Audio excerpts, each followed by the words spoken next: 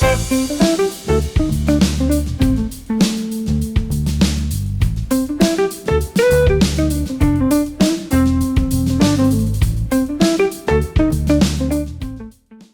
investasi adalah alasan mengapa seseorang berinvestasi. Tujuan investasi dapat diklasifikasikan menjadi beberapa kategori. Yang pertama, tujuan jangka pendek.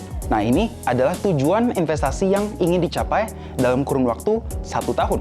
Contohnya, seperti untuk membeli tiket konser, berlibur, ataupun untuk memperbaiki rumah. Yang kedua, ada tujuan jangka menengah atau tujuan investasi yang ingin dicapai dalam waktu 1 sampai dengan 5 tahun. Contohnya, seperti untuk mempersiapkan dana pendidikan, dana pensiun, ataupun untuk dana pernikahan. Tujuan yang ketiga atau yang terakhir adalah tujuan jangka panjang atau tujuan investasi yang ingin dicapai dalam waktu lebih dari 5 tahun. Contohnya, seperti untuk mempersiapkan dana pensiun, dana pendidikan anak, ataupun dana warisan. Time value of money. Time value of money adalah konsep yang menyatakan bahwa uang yang diterima hari ini lebih berharga daripada uang yang diterima di masa depan. Hal ini disebabkan oleh beberapa faktor, antara lain, yang pertama, inflasi, yang adalah kenaikan harga barang dan jasa secara umum. Inflasi menyebabkan nilai uang menurun seiring dengan berjalannya waktu. Yang kedua adalah peluang.